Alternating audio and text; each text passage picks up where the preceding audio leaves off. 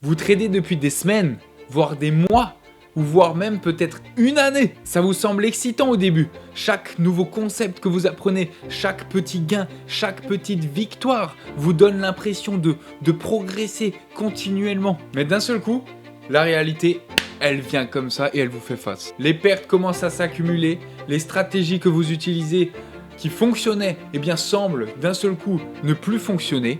Qu'est-ce qui se passe? Et à partir de là, vous vous demandez, est-ce que ça vaut vraiment le coup que je continue à faire du trading? Mais avant que vous abandonnez, j'espère que cette vidéo tombe à pic, laissez-moi vous partager quelque chose. Je trade maintenant tous les jours depuis près de 6 ans et j'ai eu les mêmes doutes, j'ai eu les mêmes échecs, j'ai eu les mêmes remises en question qu'absolument tout le monde. Et avec le temps, j'ai réussi à surmonter tous les obstacles, un par un, pour créer mon propre système de trading qui me permet de performer sur le temps en étant régulier. Et en plus de ça, je vous partage tout mon track record à la fin de chaque vidéo. Alors je vous cache pas que parfois j'ai des moins bonnes périodes, mais j'ai aussi de très bonnes périodes.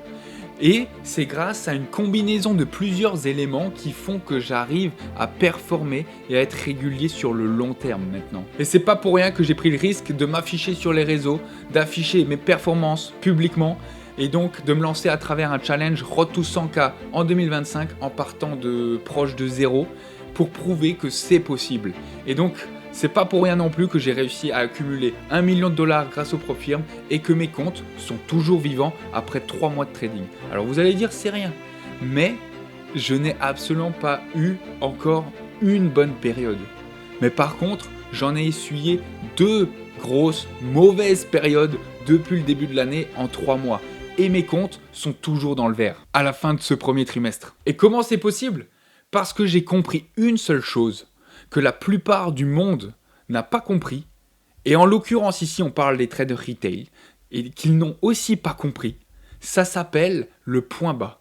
Ou alors en anglais ça s'appelle le concept du dip. The Dip. Et dans cette vidéo, justement, je vais vous expliquer pourquoi la majorité des traders retail abandonnent beaucoup trop tôt et pourquoi, lorsque vous êtes dans cette période de creux, de point bas ou alors du dip, comme on va l'appeler ça dans cette vidéo, eh bien, signifie que vous êtes sur la bonne voie et comment vous pouvez y faire face pour enfin devenir un trader profitable à long terme. Donc si vous êtes prêt pour en savoir plus et à connaître la seule compétence qui va faire toute la différence dans votre carrière, dans votre parcours, eh bien let's go sans plus tarder, commençons la vidéo. Alors ce concept du The Dip, il a été créé et inventé et donc écrit, rédigé dans un livre par Seth Godin où il définit justement ce concept The Dip. Et donc, qu'est-ce que ça signifie? Et il le définit ce concept comme cette période difficile entre le début d'une activité et l'ascension fulgurante.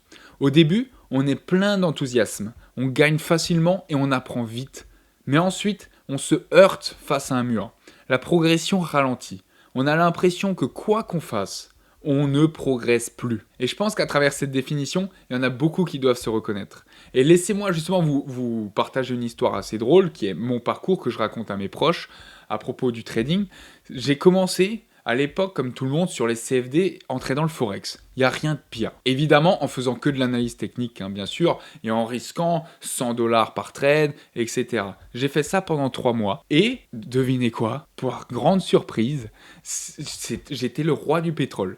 Je gagnais mais incroyablement bien, c'était trop facile. C'était trop facile. Ce phénomène, ça s'appelle la chance du débutant. Je suis sûr et certain que tout le monde l'a déjà eu.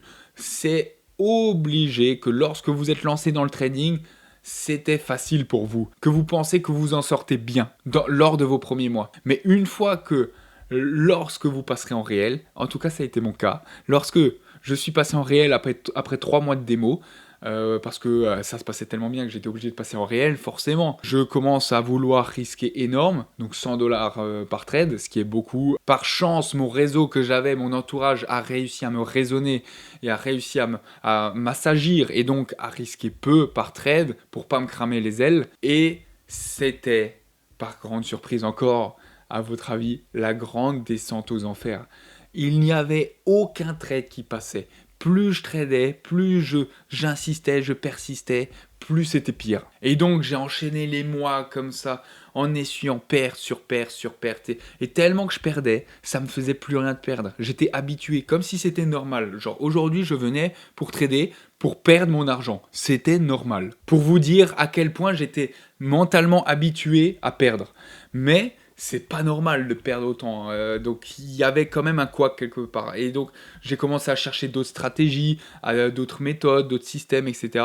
Et donc j'ai aussi changé de marché. Je suis allé sur les indices. Déjà sur les indices, ça allait déjà mieux. Ensuite j'ai tradé les stocks US. Là aussi, c'était sympa à voir autre chose, à trader autre chose, des trucs beaucoup plus punchy, beaucoup plus performants. Mais j'arrivais pas à trouver mon Graal. J'arrivais pas, même si le Graal n'existe pas, mais j'arrivais pas à trouver mon propre truc. Et c'est comme ça que j'ai persisté, mois après mois, année après année, en traquant, en testant, en pratiquant tous les jours, en apprenant, en étudiant, en recherchant, en analysant, mois après mois, année après année. Et comme ça, après plusieurs années, eh bien, j'ai réussi à créer mon propre système qui me convient. J'ai pris tout ce que j'avais vu qui fonctionnait pour moi et que j'appréciais, que j'aimais trader, que j'aimais utiliser, que j'aimais mettre en place, et je me l'ai approprié en me faisant mes propres règles. Et depuis, incroyable, ça marche du tonnerre. Et donc à travers ma petite histoire que je vous ai partagée vraiment en version short, vous avez très bien compris que j'ai aussi traversé cette période du dip, cette période du point bas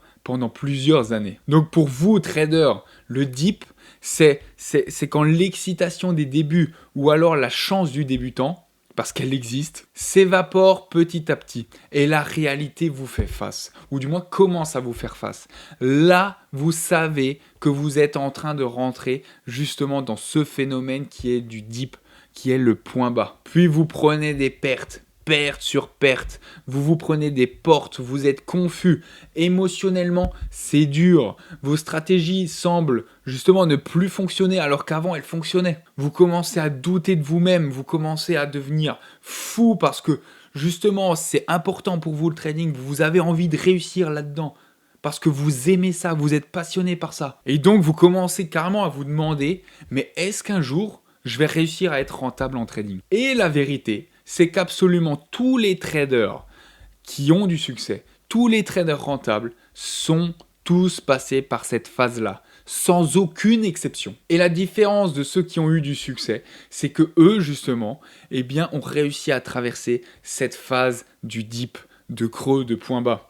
Alors que la majorité des traders débutants ont, eux, abandonné pendant cette phase. Et donc, pourquoi on doit traverser cette phase qui est le dip? Et pourquoi vous la traversez certainement vous aussi? Il y a simplement plusieurs raisons qui expliquent ce phénomène, pourquoi on traverse tous cette période de creux. Et aussi parce que justement, comprendre le pourquoi du comment, ça peut vous aider à résoudre une problématique ou à essayer de vous en sortir d'une impasse, d'une issue ou d'une situation très complexe. J'en ai répertorié 4 et je vais vous donner les 4 raisons qui expliquent pourquoi vous traversez le dip. La première, c'est la complexité des marchés financiers qui vous frappe à plein nez. Parce que le trading, à première impression, ça paraît très simple. Achetez bas, vendez haut. Et tous ceux qui ont touché plus ou moins de loin ou de proche au trading, eh bien, ont tous déjà eu cette impression. Et surtout ceux qui s'y connaissent pas trop, mais qui arrivent malgré tout à gagner parce qu'ils investissent ou ils tradent dans des périodes de bull run. Ils achètent, mais comme ça fait que monter, ils gagnent et ils se prennent pour les rois du monde et ils disent à tout le monde que c'est facile, tu fais ça et ça gagne et tout, et j'ai gagné tant et tant. Enfin bref, ça m'énerve tellement ça, mais alors qu'ils y comprennent absolument rien. Et justement, plus vous apprendrez à connaître le fonctionnement des marchés financiers, eh bien plus vous allez remarquer leur complexité. Ce qui va vous rendre de plus en plus humble face au marché, parce que vous ne saurez jamais tout.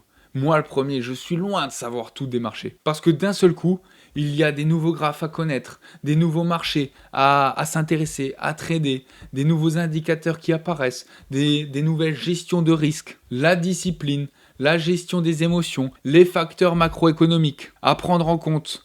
Et une fois que vous savez tout ça, mais finalement, le trading que vous faites, il est purement retail. Et si vous vous intéressez à comment les institutionnels tradent, eh bien vous verrez qu'ils tradent les options. Ils essayent de couvrir leurs risques en structurant leurs idées de trade d'une autre manière avec des produits dérivés qui sont très très complexes. Il y a le market making, il y a le hedging, il y a les spreads, il y a ci, il y a ça. Ça s'arrête plus. Ça s'arrête plus. Et justement, toutes ces informations, elles peuvent vous laisser submerger. Parce que justement, les gains que vous allez engranger au début grâce à la chance du débutant vont vous faire croire que le trading c'est facile. Mais ensuite viennent les pertes qui sont, elles, inévitables. Et si vous n'avez pas encore de système solide comme j'en parle dans chacune de mes vidéos, ou alors une gestion des risques carrés, ces pertes-là que vous allez subir, elles peuvent être dévastatrices. Et la majorité des traders retail prennent ces pertes-là personnellement en pensant qu'ils sont juste nuls en trading, alors qu'en réalité, ils font juste face à cette période du dip. La deuxième raison, ça va être les montagnes russes émotionnelles. Vous savez très bien que justement le trading, ça peut déclencher beaucoup d'émotions, comme la peur, la cupidité, la frustration, le doute. Vous pouvez à la fois vous sentir inarrêtable et après une série noire, vous allez commencer à remettre tout en question. Et justement, pouvoir gérer ces variations d'émotions, donc cet ascenseur émotionnel qui est constant sur les marchés, c'est une énorme compétence à développer qui prend énormément de temps. Et tant que vous n'avez pas réussi à la développer,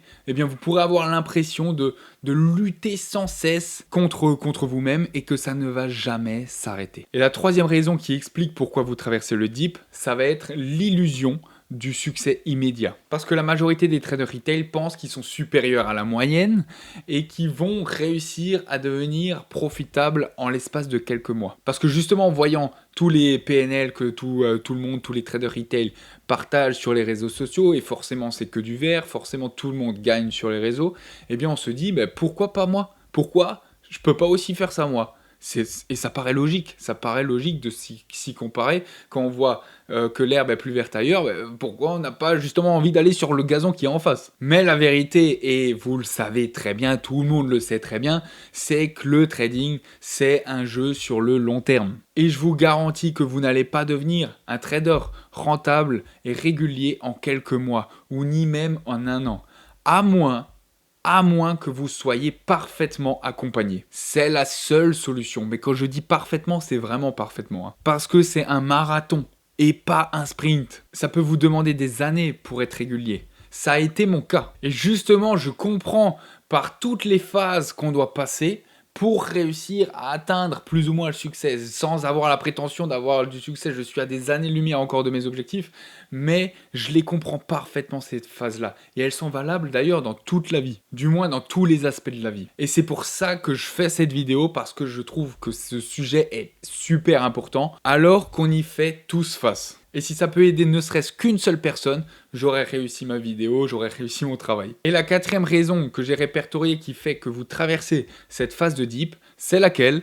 C'est simplement le manque de patience pour pouvoir jouer les intérêts composés sur la croissance. Parce que les traders qui réussissent et qui atteignent leurs objectifs, ce sont ceux qui ont compris la puissance des intérêts composés, mais pas sur le capital comme on le connaît tous, mais aussi sur la connaissance. Parce que lorsque vous êtes dans cette phase du dip, on peut avoir l'impression de faire du surplace, de stagner. Alors que justement, beaucoup de traders ne reconnaissent même pas, là où ils devraient reconnaître, les petits progrès qu'ils font au quotidien, qui justement vont les mener à une croissance exponentielle sur le long terme. Mais comme c'est exponentiel, au départ, il va falloir ramer. Il va falloir se contenter de peu. Il va falloir se contenter d'apprendre tous les jours, de rechercher tous les jours.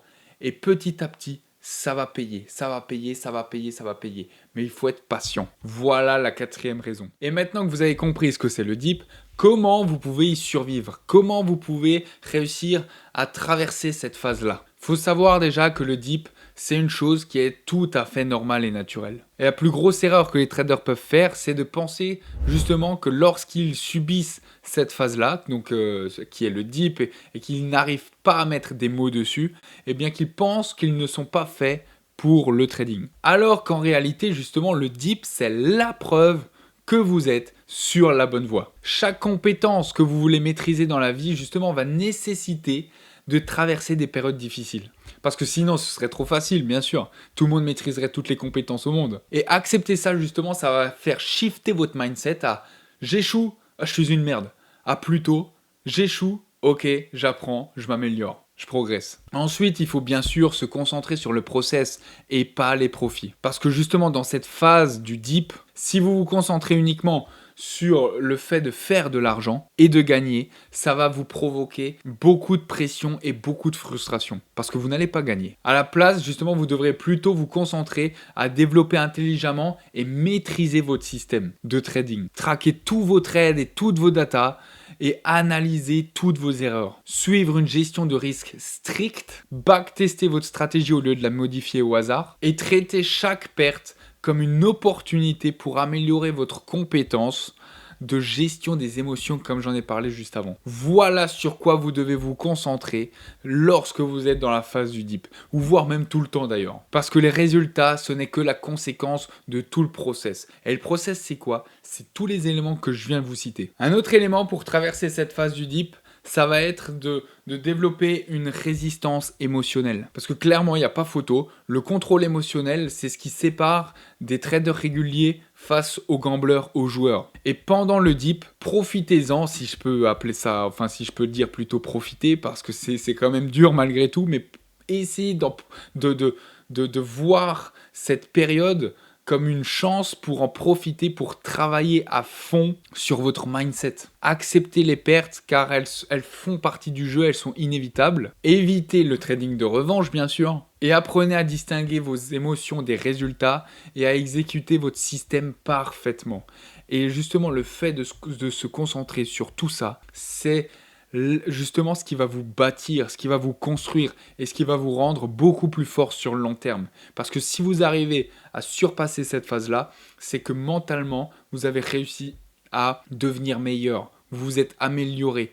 Et cette amélioration, elle va payer sur le long terme. Mais tout le monde n'est pas capable de travailler là-dessus. Et l'un des autres critères, comment traverser cette phase de deep, qui est limite la plus importante, c'est de vous entourer des bonnes personnes. Parce que le trading, ça peut vous faire sentir très seul. On est seul face à nos écrans. Et justement, cette solitude peut vous faire ressentir cette phase du deep encore plus dure que ce qu'elle est. Donc, essayez de vous faire des amis, je ne sais pas comment, à rejoindre des communautés de trading qui existent, qui sont sérieuses, qui comprennent les difficultés de ce métier et qui peuvent vous apporter du soutien, des conseils, de l'entraide, des responsabilités, voire même, pourquoi pas. Et évitez à tout prix les milieux qui sont toxiques. Les réseaux, les forums, les ci, les ça, j'en sais rien. Bref, il y en a beaucoup des milieux toxiques. Déjà que la communauté du trading en France, elle est toxique. Donc essayez de ne pas tomber dans ce piège et de rejoindre plutôt des communautés qui sont saines. Parce qu'ils mettent en avant des résultats qui sont complètement démesurés et juste irréalistes. Évitez de tomber là-dedans, mais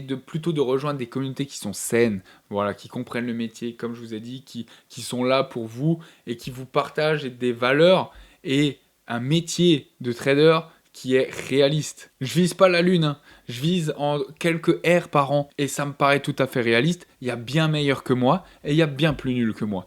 Mais je sais que en faisant ce genre de performance chaque année, alors il y aura des années qui vont cartonner, il y aura des années moins bonnes, mais c'est une bonne vision du trading, c'est une vision du trading réaliste et surtout faisable, réplicable chaque année. Et si tu arrives à répliquer ça, t'as plus besoin de bosser le restant de ta vie. Hein. Tu peux vivre de ta passion. Et donc pour ça, je peux que t'inviter à rejoindre notre communauté, notre groupe Discord que j'ai créé justement pour ça. Donc c'est le groupe Discord Fineverest où je partage tous mes trades, toutes les analyses fondamentales et macroéconomiques majeures. Et en plus de ça, j'invite tout le monde à poser toutes leurs questions, toutes leurs remarques. C'est pour ça que je serais super heureux de t'avoir comme membre de notre communauté. Et tu devrais trouver le lien dans la description ou dans ma biographie de cette vidéo. Et pour finir cette vidéo maintenant, il faut connaître la différence entre le deep et l'impasse. Parce que ce concept, il est bien beau, mais il y a aussi une stratégie derrière. Parce que comme je viens de vous expliquer, le deep,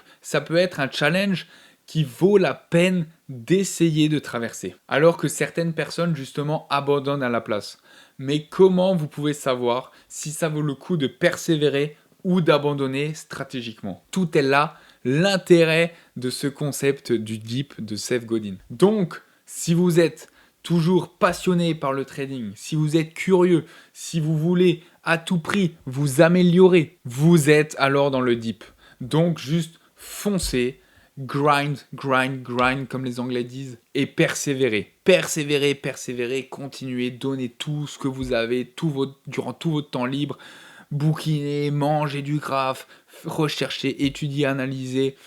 Faites tout ce qu'il faut pour progresser, tout ce que vous ressentez de ce qu'il faut faire pour justement atteindre vos objectifs. Et il n'y a aucune raison qu'à long terme ça paye pas. Mais si vous faites du trading juste pour faire de l'argent rapide, de l'argent facile, sans réel intérêt dans l'effort du travail que ça demande pour réussir à gagner et pour réussir à soi-disant faire de l'argent facile justement parce que en quelques clics on imprime de l'argent. Mais le trading, c'est le moyen le plus difficile de faire de l'argent facile. Cette phrase, elle est tellement vraie, tellement puissante, et que justement, si vous n'êtes pas prêt de fournir tout le travail nécessaire, que ça ne vous passionne pas, eh bien là, vous êtes dans une impasse. Et c'est pas mal, justement, d'être dans une impasse et que ça ne vous intéresse pas. C'est pas fait pour tout le monde. Donc vous devez plutôt commencer à considérer à abandonner le trading et à penser à faire autre chose. Parce que le succès en trading, c'est pas de réussir à trouver un raccourci, c'est de chercher à s'améliorer petit à petit, constamment. Et si vous vous concentrez sur le long terme et que vous continuez à apprendre, à affiner votre système continuellement, je vous garantis que vous allez avoir des résultats sur le long terme. C'est inévitable. Et donc maintenant, pour conclure, il n'y a qu'une seule question à se poser. Est-ce que vous allez tout donner, continuer et persévérer pour réussir en trading, ou est-ce que vous allez laisser le dip vous avoir et abandonner stratégiquement? En tout cas, si vous avez apprécié cette vidéo et que vous l'avez trouvée utile, n'hésitez pas à m'encourager en me laissant un like, ça va m'aider énormément, vous avez même pas idée. Et si vous voulez voir encore plus de contenu sur le trading, tout aussi intéressant, tout aussi impactant, eh bien abonnez-vous à cette chaîne parce que vous n'allez pas le regretter, je vous le promets. Sur ce, c'était tout pour moi. Je vous souhaite un très bon trading à tous. À très bientôt dans la prochaine vidéo. C'était Florian de Finevrest. Ciao, ciao, ciao! Yo, his name is Florian, he's the NASDAQ hustler. Every day he's grinding, making all them numbers cluster. He's a day trader, living life as a thrill seeker. Analyzing charts, he's the Wall Street sneaker. 9 to 5 ain't his game, it's the stock market flow. Tickers on his mind, watching those numbers grow. Buy low, sell high, that's the name of the game. Florian's in the zone, he ain't playing for fame. Florian's on